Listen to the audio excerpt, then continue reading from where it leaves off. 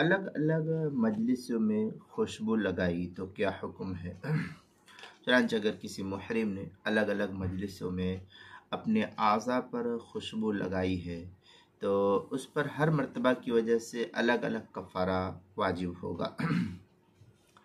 اگر یہ خوشبو ایک بڑے عضو کامل پر لگائی گئی ہے تو دم واجب ہوگا ورنہ صدقہ واجب ہوگا۔ یہ سب احرام سے متعلق ہے، احرام اور جنایات احرام سے متعلق ہے۔